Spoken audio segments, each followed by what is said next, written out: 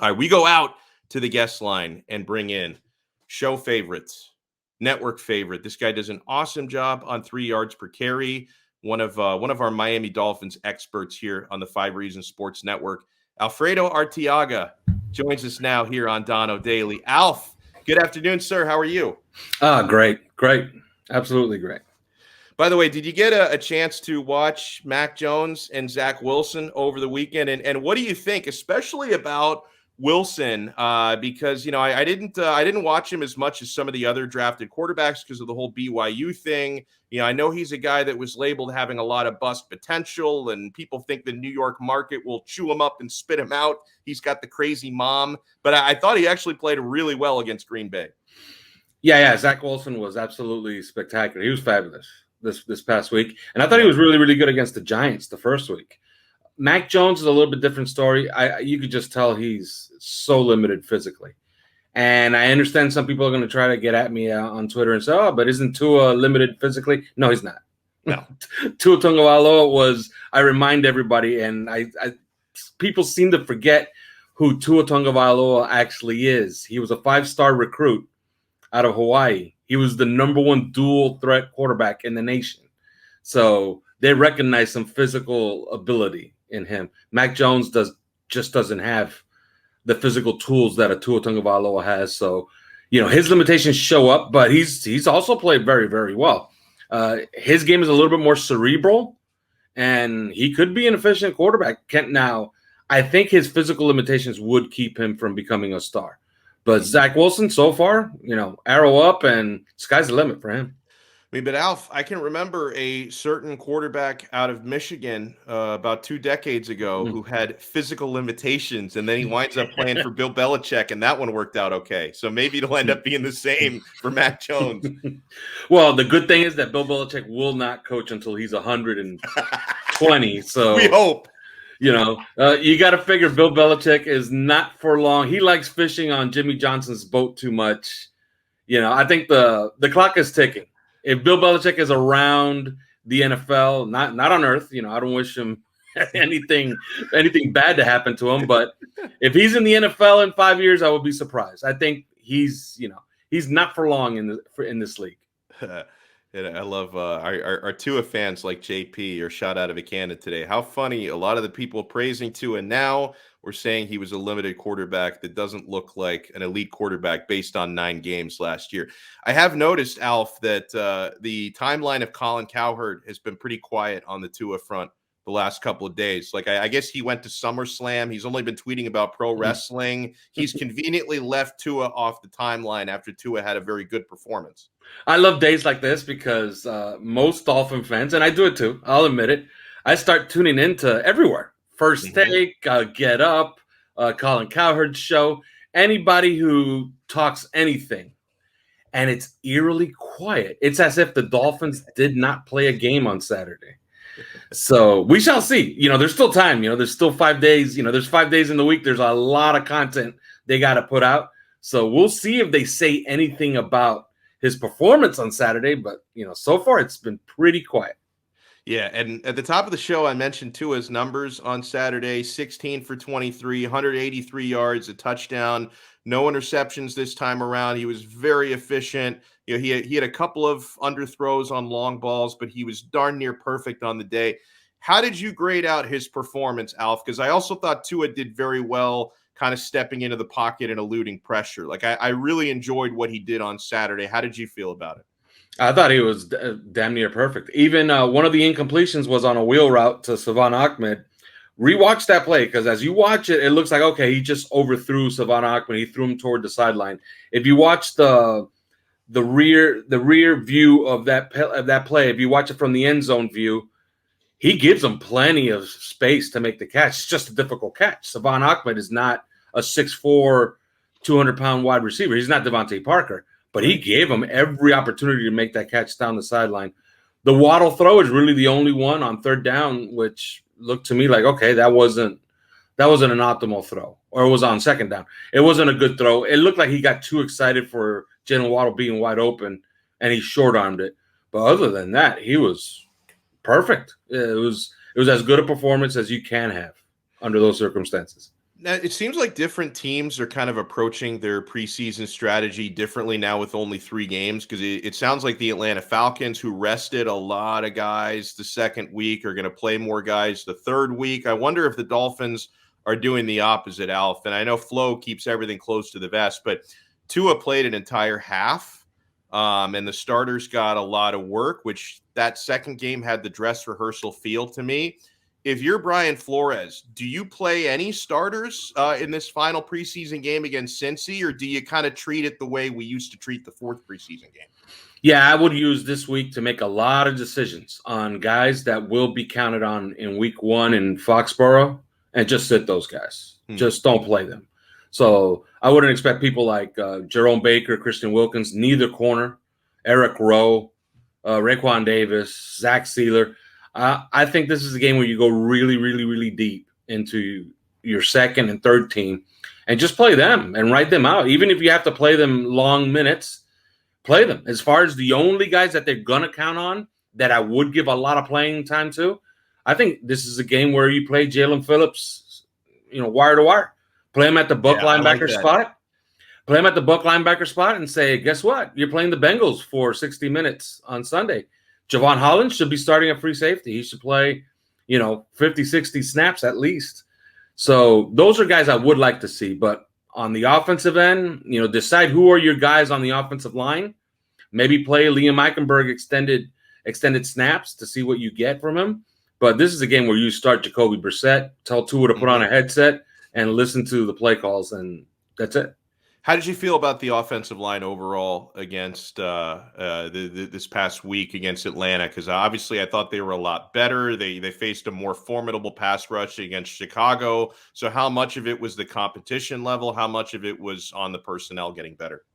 Yeah, I thought they were much, much better. And I think that online, especially on Twitter, I think people are expecting either perfection or dominance, and you're just not going to get that. No. And if you look across the league, it's an epidemic, really. Bad offensive line play is the norm in the NFL. It's just like any team in the NFL, and this is from the best offensive line to the worst. They lose one guy on that offensive line, they're scrambling to replace them. Because if you watch preseason football, that's where you can tell if teams are actually deep on the offensive line or not. If you watch preseason football, Dolphins' second team actually looks kind of decent. If you compare it to other teams out there when they start shuffling in their second team offensive linemen. So you're really talking about a handful, less than 5 offensive lines in the NFL that you could point to and say that is a great unit. Other than that, you're really striving to be average or above average. And I think they accomplished that. I'm not saying that that's a great accomplishment. That's not a great accomplishment. That's not something to pat your back over.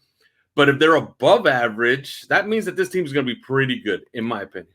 That sounds like me in school. Strive to be average, right? If I can get enough B minuses to keep my parents off my back when my report card came out, that was usually my goal. Yeah, it's pretty simple. If this offensive line, the Dolphin offensive line, is dominant this year, then we should be talking about winning a Super Bowl. Yeah. Because every other component on the team is well above average, I think, and getting better. Meaning Tua's getting better. The running game looks a little bit better. So, yeah, you can't have everything. And evidently one thing they can't have is a dominant offensive line. Now, let me ask you the $1 million question of the day. For whenever the 53-man roster has to be done, how many wide receivers will we keep and which ones? Now, Alf, my estimate I put out there is 6, and 1 through 5 for me were not that difficult. Once you start going beyond that, it gets very difficult, and I'll also get you in on how we can kind of maybe manipulate the practice squad a little bit, but Devontae Parker, unquestionably safe. Jalen Waddle, safe. Will Fuller, safe. I believe Albert Wilson has played himself safe in camp, as has Mac Hollins. I think you've got to keep him. And then when I take a stab at the 6th spot, I draw Jakeem Grant's name out of the hat. So those are the 6 that I came up with. And then that would even be leaving out a guy like Preston Williams. It's leaving out Lynn Bowden, Kirk Merritt, who's like the hardest working man ever. I'm sure he'll end up on the practice squad. Albert Hearns, maybe they can stash him on the injury list. Maybe they can like have Malcolm Perry listed as a running back. I'm leaving out Isaiah Ford. How many and who do you think makes the roster?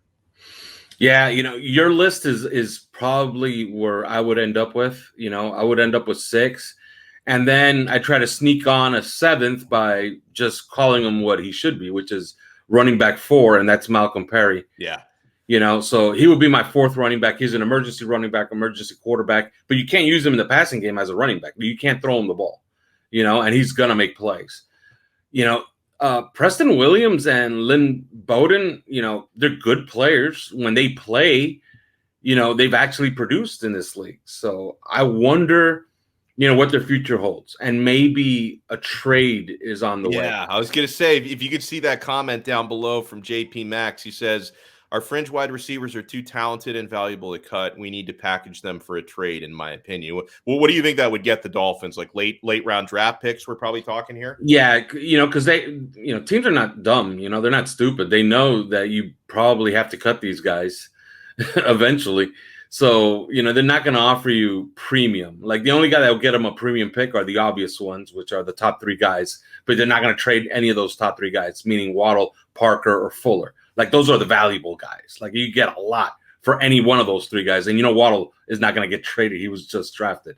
Right. And you're not gonna get a return on a guy you spent the 6th overall pick on, right? But if you look at the rest of the wide receivers, Isaiah Ford is a guy that, and I was arguing with Louis D. Sung, and he said, I think that's a guy that you could pass off through waivers onto the practice squad. And I reminded him last year they traded him to the New England Patriots for a 7th round pick. So if Isaiah Ford was valuable enough that the Patriots traded a pick for him last year, then he's valuable enough that if you expose him to the waiver wire, he'll end up on a roster immediately. And I think the same thing for the rest of these guys.